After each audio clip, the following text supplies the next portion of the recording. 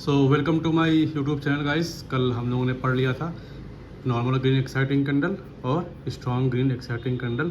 ठीक है, मतलब कि नंबर ऑफ बायर ज़्यादा होंगे, नंबर ऑफ सेलर कम होंगे। ठीक है, बायर ज़्यादा होंगे मतलब बायर 3 लाख है और सेलर 1 लाख है, तो स्ट्रॉन्ग ग्रीन एक्साइटिंग कैंडल बोली जाएगी। मतलब एक बड़ी सी कैंडल जो होगी वो उसको स्ट्रॉन्ग ग्रीन एक्साइटिंग कैंडल बोलेंगे। अब आज हम लोग पढ़ते हैं, जैसे कि आप लोग अब चार्ट में देखते हो, ठीक है, छोटी छोटी कैंडल जो बनती हैं, एक तो या तो ऐसी बन रही है, ठीक है, छोटी सी बॉडी होगी, ऊपर भी होगी नीचे भी होगी बड़ी सी, या तो रेड देखते होगे, या फिर ग्रीन देखते होगे छोटी सी कैंडल, या फिर एक रेड कैंडल ऐसी देखते होगे, ऊपर बॉडी रहती है नीचे लंबी सी विक रहती है, या फिर ऐसी कैंडल देखते होगे नीचे बॉडी रहती है लेकिन ऊपर लंबी सी विक रहती है, या फिर ऐसे कैंडल देखते होगे जिसमें कि बीच में बॉडी रहती है और दोनों तरफ विग रहती है, बॉडी बहुत पतली सी रहती है। ठीक है, ये देखते होगे। अब इनको बोलते क्या, जो जब छोटी छोटी कैंडल बन रही है ना, तो इनको बोलते हैं बेस कैंडल। ठीक है, मतलब अभी समझाता हूँ। जो ये पूरी यहाँ से यहाँ तक रेंज है, बेस कैंडल कब बोलेंगे हम लोग, जब बॉडी पार्ट जो होगा वो टोटल रेंज से 50% से कम होगा। टोटल रेंज मतलब यहाँ से लेके यहाँ तक टोटल रेंज हो गई, तो इसको यहाँ से लेके यहाँ तक जो बॉडी पार्ट है ना, वो 50% से जब कम होगा तो उसको बेस कैंडल बोलेंगे। मतलब इसमें जो बायर नंबर ऑफ बायर होंगे वो मान लो 10,000 है, लेकिन नंबर ऑफ सेलर हैं वो 15,000 है। डिफरेंस बहुत कम है। एक तरीके से मान लो नंबर बायर में और सेलर में दोनों में टक्कर की फाइट चल रही है, दोनों में बराबर की फाइट चल रही है, तो छोटी छोटी कैंडल बनती है, बेस कैंडल बनती है। ठीक है, और बेस कैंडल पे हमें अभी कुछ करना नहीं होता है। उसमें देखते हो गया, प्राइस उसी रेंज में घूमता रहता है, प्राइस ओपनिंग और क्लोजिंग प्राइस में ज़्यादा डिफरेंस नहीं आता। ठीक है, तो बेस कैंडल क्या होती है, body part is less than 50% of the range of the total, मतलब रेंज ऑफ द कैंडल।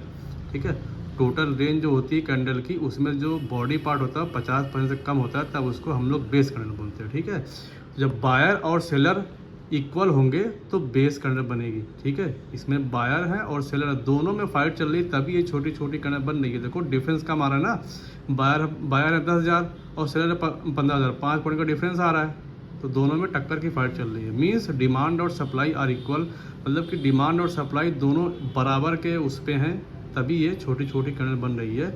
मतलब means buyer and seller minimum, buyer और सेलर में एकदम कम से कम डिफरेंस होगा। एग्जांपल के तौर पे इसमें एक थोड़ा सा डिफरेंस होता है, जैसे मान लो बायर हैं 50,000 लेकिन सेलर हैं 55,000, सिर्फ 5,000 का डिफरेंस है, छोटी कैंडल बनेगी। आप देखिएगा, प्राइस को देखिएगा, चेक करिएगा। ठीक है, और बायर अगर 10,000 है, सेलर 15,000 है, तब भी देखो डिफरेंस बहुत कम है, छोटी कैंडल बन रही है। ठीक है, एक चीज़ नोट कर लो, base candle is formed when buyer and seller are giving tough fight और इक्वल फाइट। बेस कैंडल कब बनती है, जब बायर और सेलर में दोनों में बराबर की टक्कर चल रही होती है या तो फाइट चल रही होती है। ठीक है, तब वो जाके बेस कैंडल बनती है, उसको बेस कैंडल बोलते हैं। ठीक है, ग्रीन एक्साइटिंग कैंडल कब बोलेंगे, जब नंबर ऑफ बायर ग्रेटर होंगे नंबर ऑफ सेलर से। मतलब जैसे कि ओपनिंग प्राइस अगर 50 पे है और क्लोजिंग प्राइस 100 पे है या 110 पे है, तो डिफरेंस ज़्यादा हो गया, it means number of buyer बहुत ज़्यादा हो गए हैं, तो ग्रीन एक्साइटिंग कैंडल बनेगी। एक्साइटिंग मतलब बड़ी सी कैंडल। रेड एक्साइटिंग कैंडल मतलब नंबर ऑफ सेलर ज़्यादा हो गए नंबर ऑफ बायर से, मतलब ओपनिंग प्राइस हो गई 100 पे और क्लोजिंग प्राइस हो गई 50 पे, तो नंबर ऑफ सेलर ज़्यादा होंगे तो रेड कैंडल बन जाएगी। बेस कैंडल कब बनेगी, जब नंबर ऑफ बायर और नंबर ऑफ सेलर इक्वल होंगे, दोनों बराबर होंगे, तो बेस कैंडल बनेगी, छोटी छोटी कैंडल बनेगी। मतलब बॉडी इनकी छोटी छोटी रहेगी और विक बड़ी रहेगी। इसको आप लोग बोलते हैं हैमर भी बोला जाता है। और जो ये वाली कैंडल है इसको डोजी कैंडल बोलते हैं। डोजी कैंडल मतलब कि एक पतली सी विक रहती है लेकिन बॉडी भी बहुत पतली रहती है, छोटी सी रहती है। आई होप आपको समझ में आया होगा। ठीक है, नोट्स लिखा हूँ, नोट आप लोग बनाते जाना। ठीक है, when there is a big difference between opening and closing price then only it is called exciting candle। exciting candle कब बोली जाएगी, जब ओपनिंग और क्लोजिंग प्राइस में एक बड़ा डिफरेंस होगा, तब जाके वो एक्साइटिंग कैंडल कहलाएगी। जैसे मान लो ओपनिंग प्राइस अगर 100 पे है तो क्लोजिंग प्राइस 150 होगा, तभी वो एक्साइटिंग कैंडल कहलाएगी। ठीक है, आप लोग जैसे ये वाली कैंडल है, इसमें आप लोग ये देख रहे हो कि ये सर, आप बोलोगे कि सर इसमें तो बॉडी तो 50% से ज़्यादा है, तो ये एक्साइटिंग कैंडल क्यों नहीं है। आपने बताया है कि अगर बॉडी 50% ज़्यादा होगी तब वो एक्साइटिंग कैंडल बोली जाएगी, तो इस हिसाब से तो ये एक्साइटिंग कैंडल होनी चाहिए। तो एक्साइटिंग कैंडल कब बोला है, एक्साइटिंग कैंडल तब बोला है जब उसमें प्राइस में डिफरेंस ज़्यादा हो, बॉडी बड़ी होने से भी नहीं मतलब है, प्राइस में डिफरेंस ज़्यादा होगा तब वो एक्साइटिंग कैंडल बोली जाएगी। इसमें माना कि बॉडी 50% से ज़्यादा है, लेकिन प्राइस का डिफरेंस देखो बहुत कम है, प्राइस में कहीं मूवमेंट ही नहीं है। प्राइस ओपन हुई 60 पे, क्लोज हो गई 65 पे, मतलब यहाँ पे 60 पे ओपन हुई, यहाँ पे 65 पे क्लोज हो गई, तो कोई डिफरेंस ही नहीं आया, तो एक्साइटिंग कैंडल नहीं बोली जाएगी, ये बेस कैंडल बोली जाएगी, छोटी कैंडल बोली जाएगी। ठीक है, so this is not exciting candle, this is called base candle because of closing difference. ठीक है, इसका ओपनिंग और क्लोजिंग में डिफरेंस बहुत कम है। अब हम लोग दो केस लेते हैं। ठीक है, मान लो कि एक छोटी सी कैंडल बनी, बेस कैंडल बनी, उसके बाद एक बड़ी ग्रीन कैंडल बन गई, एक्साइटिंग कैंडल बन गई। तो इसका मतलब जो बेस कैंडल है, इस पूरे यहाँ से लेके यहाँ तक में पेंडिंग ऑर्डर हैं। किसके पेंडिंग ऑर्डर है? बायर के पेंडिंग ऑर्डर है। ये बेस कैंडल बनी थी, इसका मतलब कि इसमें बायर और सेलर की फाइट चल रही थी। इसके बाद ग्रीन कैंडल बन गई, इसका मतलब क्या हो गया? बायर यहाँ पे ज़्यादा थे एज कम्पेयर टू सेलर, तब जाके वो ग्रीन कैंडल अगली वाली बनी है। मतलब बायर में और सेलर में दोनों में फाइट चल रही थी, जीता कौन? बायर जीता, तभी जाके वो नेक्स्ट कैंडल जो बनी है वो ग्रीन कैंडल बनी है। ठीक है, और without pending order price is not going to up, बगैर पेंडिंग ऑर्डर के प्राइस ऊपर जाएगी ही नहीं। ठीक है, ऐसी सेलिंग में हो गया, ऊपर बेस कैंडल बनी, ठीक है, उसके जस्ट बाद रेड कैंडल बन गई। इसका मतलब क्या हो गया? इसमें तो बायर और सेलर की फाइट चल रही थी, लेकिन जब नेक्स्ट कैंडल बनी है तो रेड कैंडल बनी है।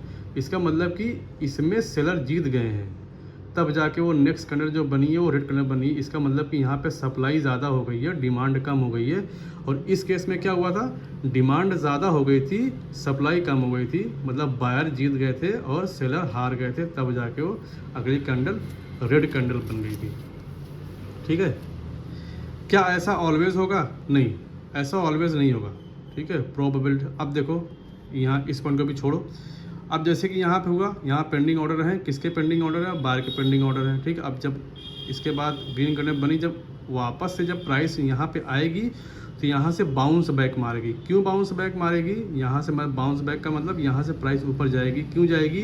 क्योंकि बायर के यहाँ पे पेंडिंग ऑर्डर हैं, और यहाँ पे जब अगर प्राइस वापस से ऊपर जाएगी या इस एरिया में आएगी, सेलर के पेंडिंग ऑर्डर हैं, तो यहाँ से लोग सेल करना स्टार्ट करेंगे, तब प्राइस नीचे आएगी। ठीक है, ऐसा होगा, प्रोबेबिलिटी है। ठीक है, क्या ऐसा हमेशा होगा? नहीं, अब हमेशा ऐसा नहीं होगा, प्रोबेबिलिटी है, चांस है कि यहाँ पे प्राइस वापस आएगी तो यहाँ से ऊपर जाएगी, चांस है। Trading is all about probability and chance. ठीक है, आई होप आप लोगों को समझ में आ रहा होगा। अगर नहीं समझ में आ रहा तो आप लोग कमेंट करिएगा, मैं फिर से वीडियो बनाऊंगा। ठीक है, अभी हम 3 केस लेते हैं। ठीक है, केस नंबर 1 लेते हैं, केस नंबर 2 लेते हैं, केस नंबर 3 लेते हैं।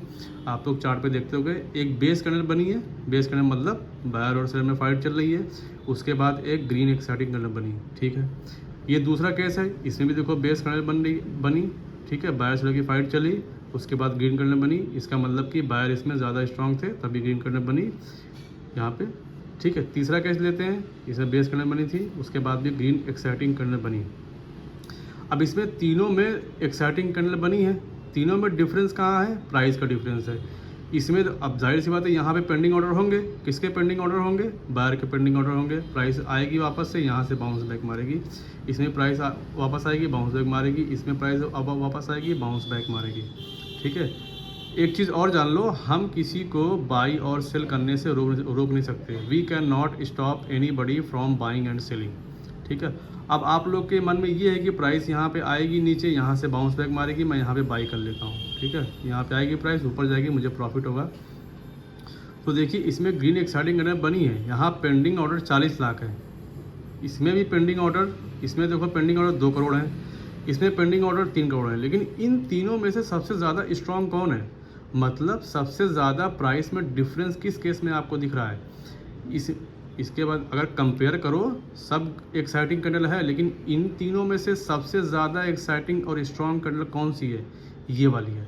तो चलने के चांसेस और चलने की प्रोबेबिलिटी सबसे ज़्यादा हाई किसकी है? इस वाले की है। ठीक है, अगर ज़्यादा हैवी सेलिंग हो गई, ऊपर से प्राइस नीचे आ रही है, हैवी सेलिंग हो गई, तो ये वाला एरिया टूट जाएगा, ये वाला भी एरिया टूट सकता है, लेकिन ये वाला एरिया के चलने के चांसेस बहुत ज़्यादा है। क्यों? क्योंकि यहाँ पे पेंडिंग ऑर्डर सबसे ज़्यादा है, पेंडिंग ऑर्डर 3 करोड़ है। हो सकता हो यहाँ पे इंस्टीट्यूशन के पेंडिंग ऑर्डर, अभी आगे आपको समझाऊंगा। ठीक है, अब ये क्या हमेशा चलेगा? नहीं, हमेशा नहीं चलेगा। इसकी कोई गारंटी नहीं है। क्या ये टूट जाएगा, इसकी भी कोई गारंटी नहीं है। चल भी सकता है, टूट भी सकता है, लेकिन चांसेस बहुत ज़्यादा हाई हैं इसके चलने के as compare to case number 1 and case number 2।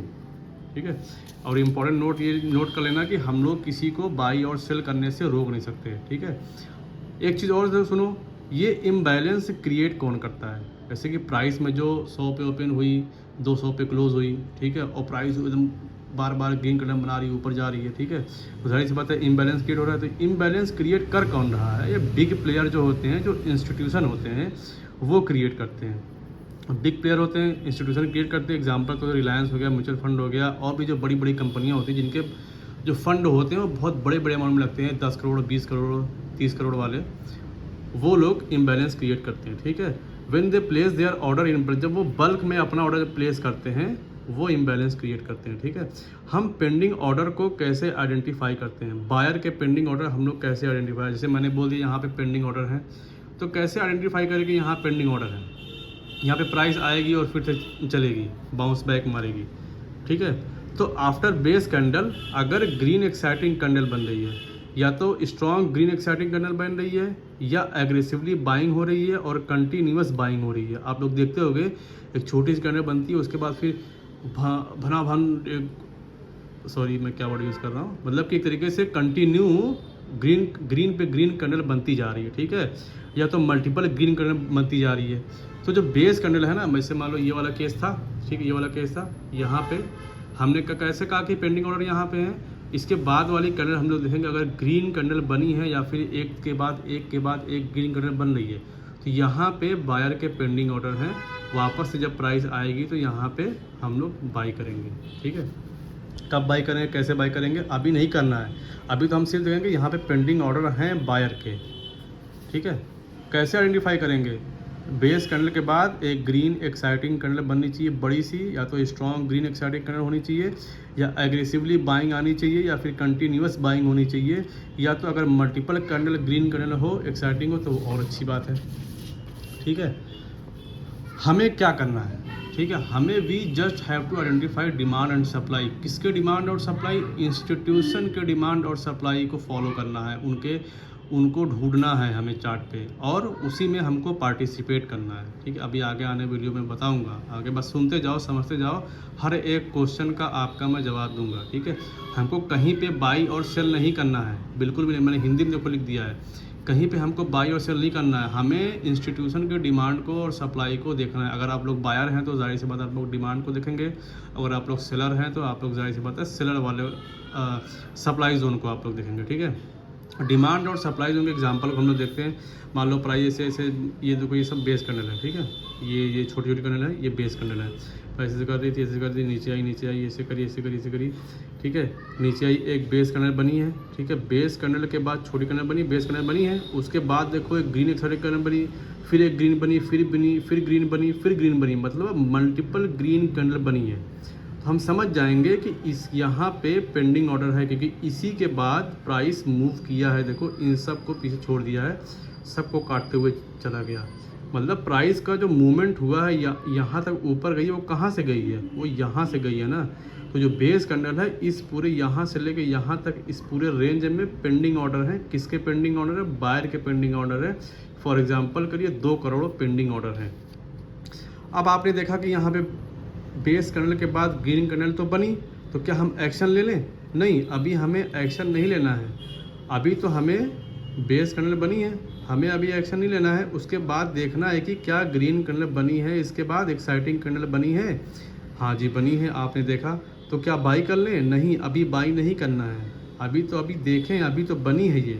ठीक है, शुड वी बाई, मैंने सब लिख दिया। देखो ग्रीन एक्साइटिंग कैंडल बनी, क्या बाई कर, नहीं बाई करना है। शुड वी बाई, नहीं अभी बाई नहीं करना है, अभी तो बनी है ये ग्रीन एक्साइटिंग कैंडल, अभी ये सिर्फ बनी है।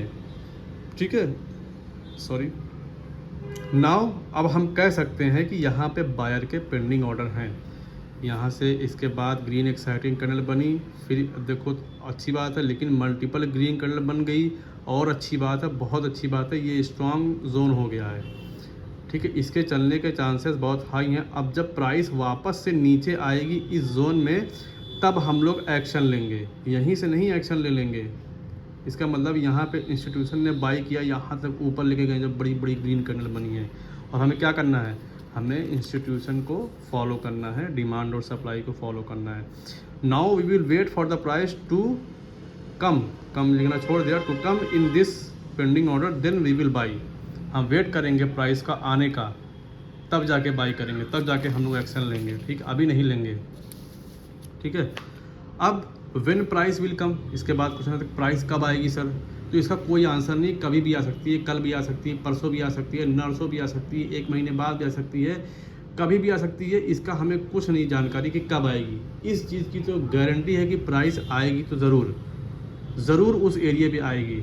और क्या उस एरिया पे आने के बाद चलेगी क्या, इसकी भी कोई गारंटी नहीं है। क्या उस एरिया के आने के बाद क्या वो एरिया तोड़ देगी, इसकी भी कोई गारंटी नहीं है, ठीक है, इसकी भी कोई गारंटी नहीं है। लेकिन हाँ, इस एरिया में आने के बाद प्राइस के चलने के चांसेस बहुत ज़्यादा हाई हैं, ठीक है।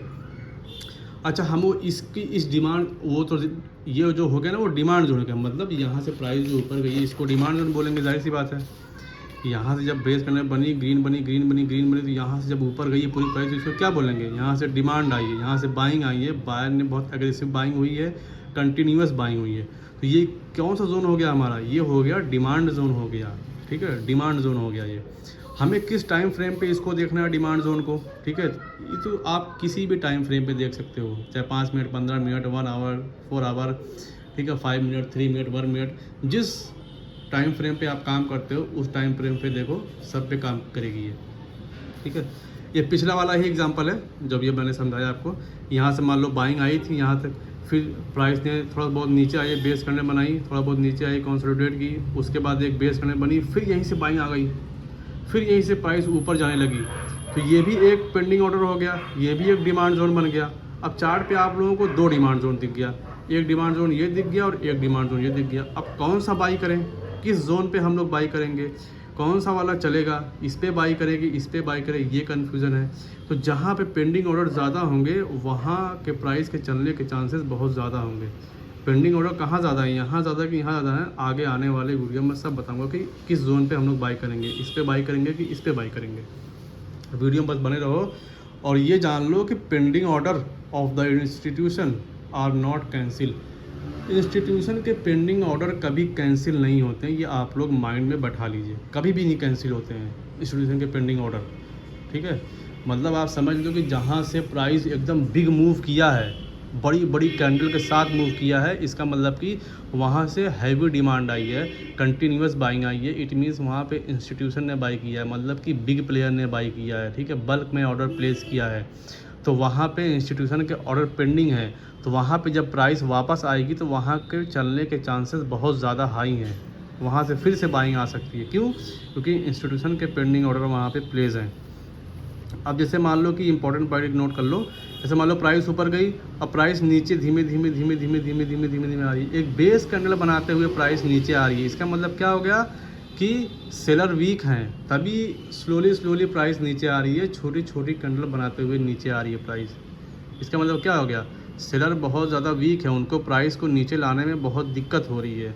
अगर स्ट्रांग होते तो 1 2 3 कैंडल बनती, 4 कैंडल बनती और बड़ी बड़ी ग्रीन कैंडल बनती, रेड कैंडल बनती, तब वो स्ट्रांग सेलर होते हैं, ठीक है। तो आप लोगों के माइंड में ये आ रहा होगा कि हम लोग किस पॉइंट पे बाई करें। जैसे मान लो कि 2 डिमांड जोन बन गए एक चार्ट पे, जैसे मैंने अभी आपको दिखाया, किस पॉइंट पे हम लोग बाई करें, ठीक है, कहाँ बाई करें हम लोग, एग्जैक्टली हम लोग कहाँ बाई करें, किस पॉइंट पे बाई करें, कहाँ हम लोग एंट्री लगाएं, ठीक है, कौन से एरिया पे हाई प्रोबेबिलिटी है चलने के चांसेस, कहाँ से मूवमेंट आ सकता है, कौन से जोन से, जैसे 2 डिमांड जोन बने हैं 1 और 2, तो कौन से डिमांड जोन की प्रोबेबिलिटी सबसे ज़्यादा चलने की है, किस फ्रेम पे हम लोग ट्रेड करें, ठीक है, हमें एज अ ट्रेडर कहाँ एंट्री लेनी है, ठीक है।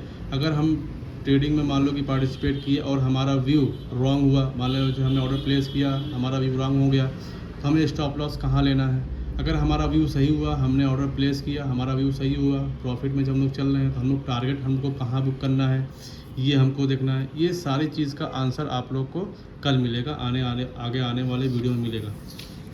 इम्पॉर्टेंट चीज़ ये कि हमें क्या करना है, हमें सिर्फ इंस्टीट्यूशन के फुटप्रिंट को फॉलो करना है, बस यही चीज़ करना है। एक बात जान लो, चार्ट पे सारी चीज़ पूरी ट्रेडिंग डिमांड और सप्लाई के बेस पे चल रही है और कुछ नहीं है, डिमांड और सप्लाई के बेस पे ही चल रही है। पहले डिमांड और सप्लाई जोन बनता है, उसके बाद ही चार्ट पे कोई पैटर्न बनता है। ठीक है, हमें किसी न्यूज़ को फॉलो नहीं करना है, हमें सिर्फ अपने रिसर्च पे फोकस करना है। ठीक है, आई होप आपको आज की वीडियो अच्छी लगी होगी। Thank you so much for watching this video.